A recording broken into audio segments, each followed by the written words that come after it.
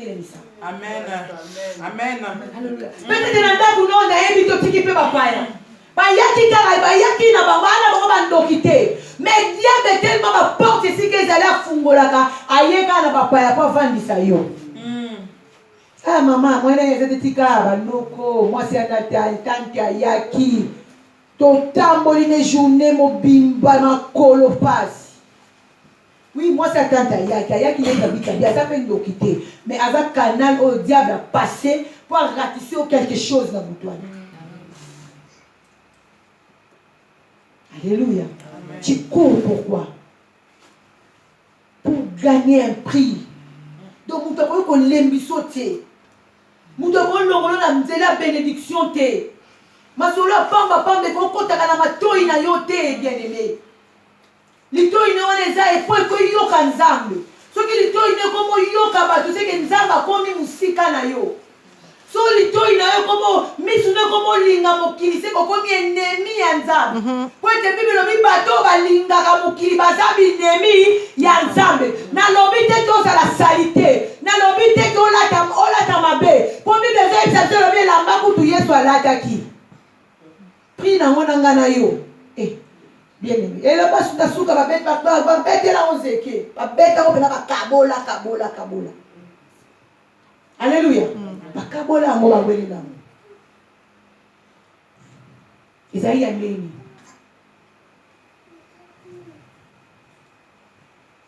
Alléluia. Amen. Alléluia. Amen. Alléluia. Amen. Est-ce que maman mo alali kati nisiko? Amen. Est-ce que maman mo alali kati nisiko?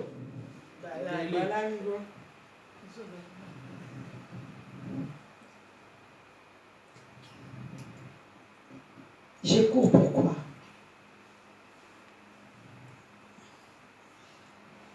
Non, ça la nyonso l'évangile en Nzambe maman diagonesse Clarisse a esibiso et sengeli to panza liloba Nzambe.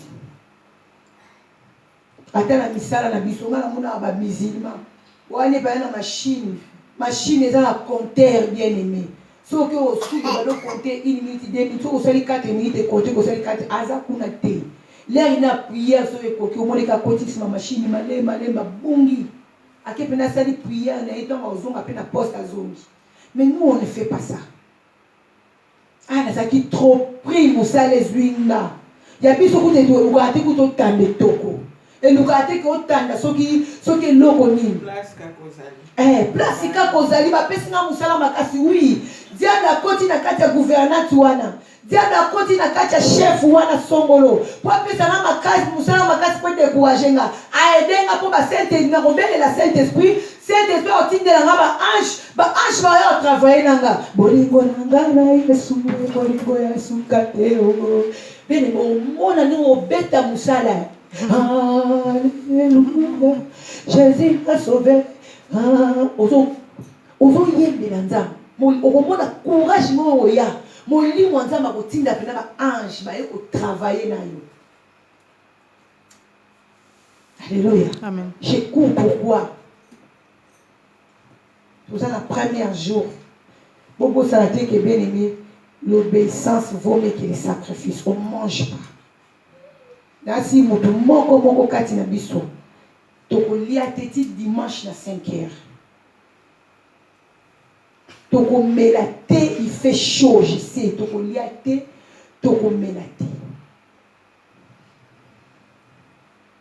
ngai na osukola te soki yo osukola il fait chaud sukola mais nga na lia te na melate na bosser te na osukola te parce que nazana makambo oyo ngai nazolandela nzambe mais na sengi binoka eloko moko ato okende musala ato kosala ni kolia te komela te mutu akobika mpona kwanga te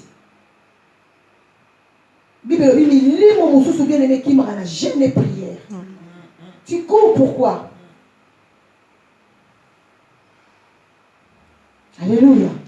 Po moko kati na biso kaka babi kolia te omeli olembisi makambo komelate yo meli ole mutu moko te na mokilo akobika mpona kwanga eza na bato na ntango na bopito bene me bazolia te baomela te me baza na bomoi il n'arrive pas à manger Et ça pour la volonté na bango te pour ba na poso rolia te pour malade de beti bango moyen balia exacté bango mo tia biloko kala mai mayo bazo perfuser ye biloko zo kota na sonde mais yo nzambe apesi opportunité ya kozala na makasi na nzoto napesi 2 minutes mutu na mutu akanisa eloko nini aya kosala na 3 jours oyo po nzambe apesa ye message alobi ki aosala makambo minene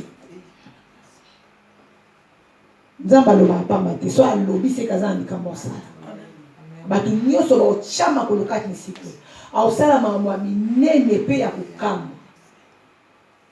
eloko nini oyo bongisi depuis na ndako na otya otya makolo aoyo mama ana moto aopeswa moti mama kapitaine mwese moto aopeswa moti mama dita mpe moto akopeswa yango te mama Clarisse te eza kondima na yo na détermination na yo bien-aimé soki esangani na foi oyo biso toza nango etanke basali na ye nde koyi koproduire quelque chose.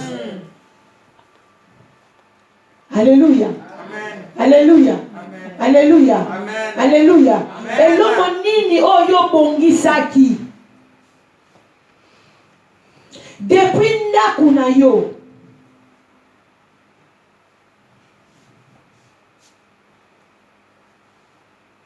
topusa na présence ya Nzambe par wana obile ezoyebisa biso lingo zwa part na yo na eloko yo ozokanisa wana. Moi je sais, moi je crois na mwana bato baya na tolo na se batosa Nzambe batosa ba directive bapambola Nzambe. Moi je sais le Dieu que je sers. Soka lobi akosala asalaka. Alors tozo tia Nzambe en épreuve. Alléluia. Tozo telema biso sur la présence de Nzambe. Réfléchis toi 1 minute. Maman dit dans même besoin d'adoration. Et là tu prends le téléphone. Filmer. Tozo telema to poussa na biso to tikapela ba kiti to poussa na mutu na mutu zo kende kozwa par na ye eloko nini oyo ye ko luka la présence ya Nzambe. Bible lobi moko te abokuta na Yesu Masia atika la lolenge moko ya longola kiti po ba tuba kota wana sango ka yotelo dolongo na ba place to fandi to poussa ni batu balali botika bombalala. Voilà, ça va monter. Vous dites que vous allez la bien. Je ne peux pas en la pomme. Alléluia. Alléluia. Alléluia.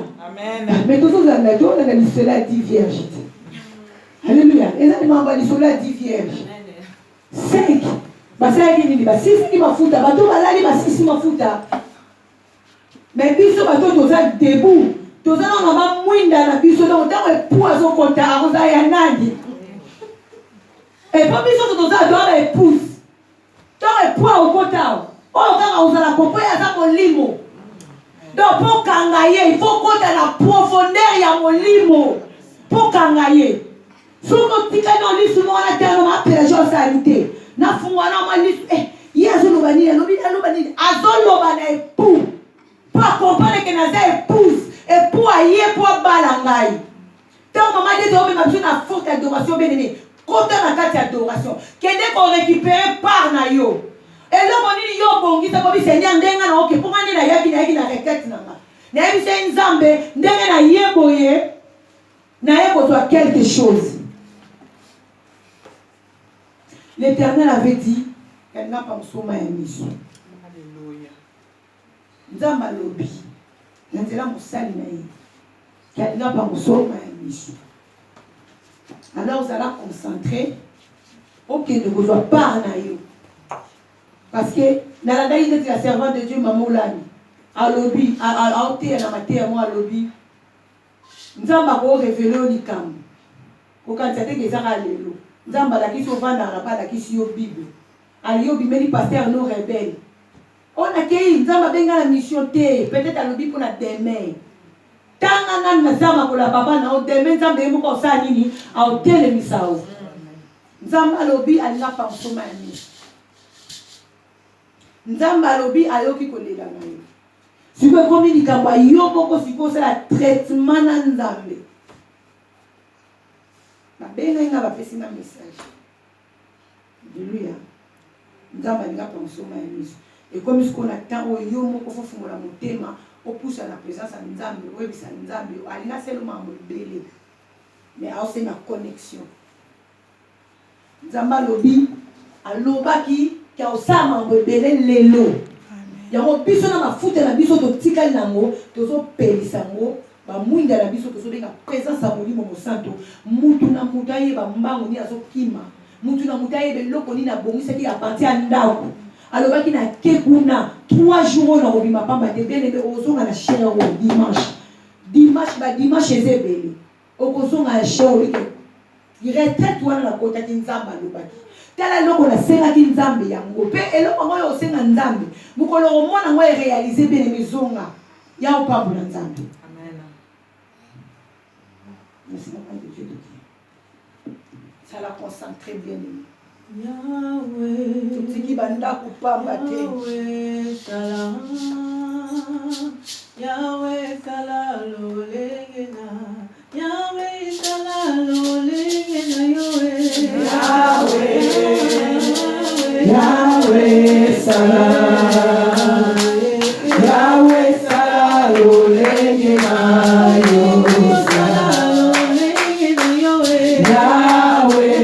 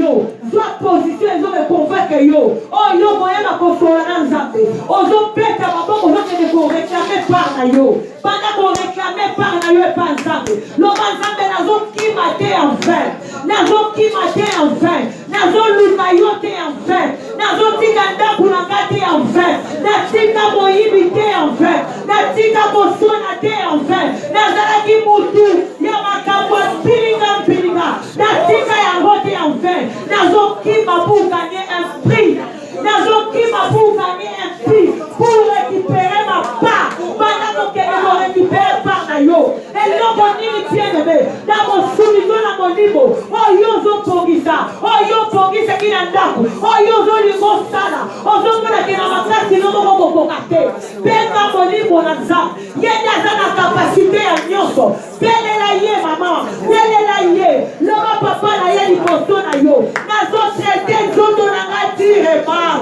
parfait eloko nini ezotukisa yo eloko nini ezangisi yo kimia eloko nini ozokoka kopante te eloko nini okosimba te mepusana na sa makolo nzambe banda kotalisa bomoi na yo banda kotalisa bomoi na yo bomoi ya mobali no ya bana na yo kimia nini ezangi yo mama oh lobo saka ya mama la Bible dit crois au Seigneur Jésus tu seras sauvé toi et ta famille banda kotalisa nzambe famille na yo banda kotalisa nzambe bana na yo banda kotalisa nzambe mikuma na yo loba papa je traite mon corps direma et Yesu nazoni bona mutema oh papa Yesu eloko nini esengei na joie bato baninga mpona mutema bato basalelaka yo na bosolo bao bapesaka corps ame epa na yo bazomérite nini yawe na ye boreklame par na nga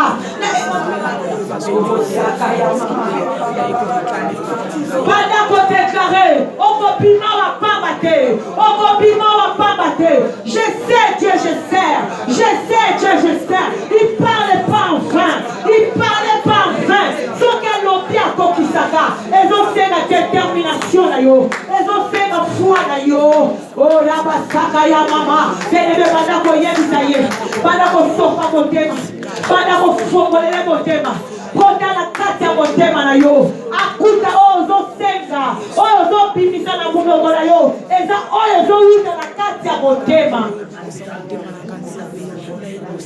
banda kokende kozipika ndako na yo banda kokende kozipika ndako na yo zipika ndako na makila na Yesu zipika ndako na makila na Yesu zipika ndako na makila na Yesu banda kosopa motema na tena makolo na Yawe loba papa na tiki ndako na papa te na kotia wapona mwana na makingandi na lingibo ye nzambe azomona ezokokisaka te yango na boyi petu yango na boyi ndako na lingi nzambe na nzela na ngai yo pambola mwana na makingandi na nzela na ngai yo telemisa mobali na ngai na nzela na ngai yo telemisa yayeleki na ngai na nzela na ngai yo telemisa kuse na ngai yawe na ye liboso na yo nabondeli mpo na nga moko te nasali lokola Job abandaki kointercede mpo na baninga na ye bien-aimé putana na présence ya Nzambe dis quelque chose à Dieu dis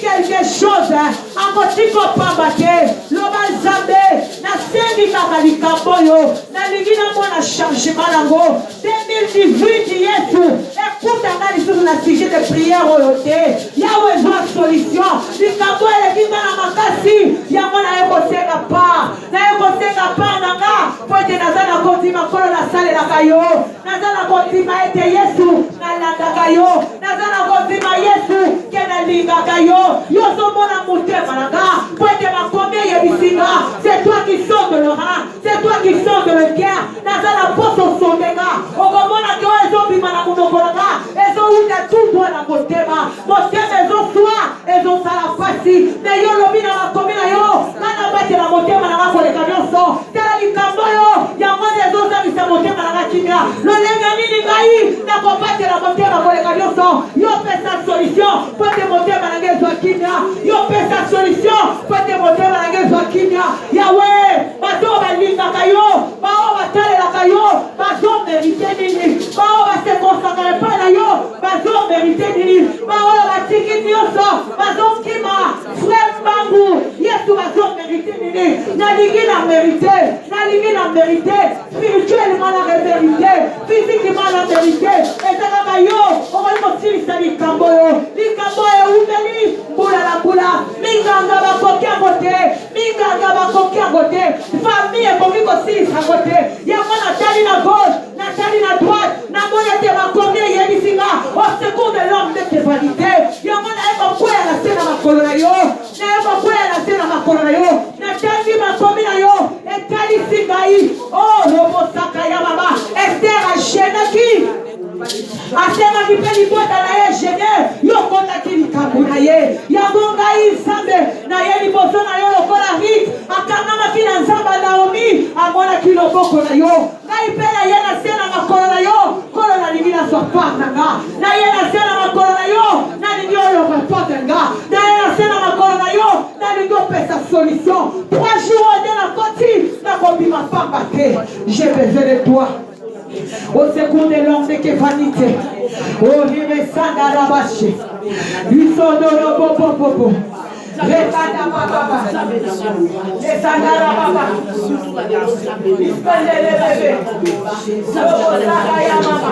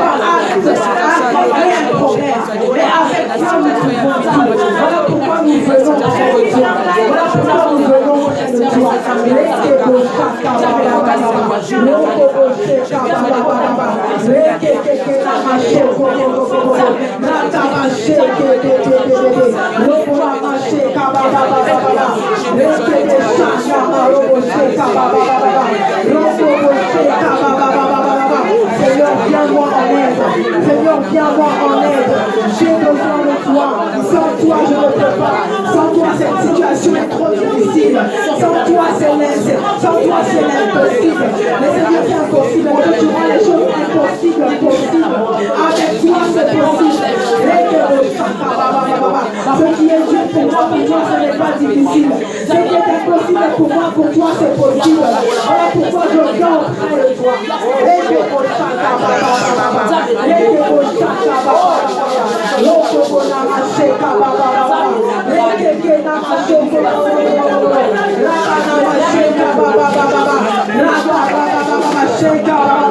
Dans le nom de Jésus, au nom de Jésus, au nom de Jésus, au nom de Jésus. Bien-aimé, Paul dans le même chapitre dit, je traite durement mon corps.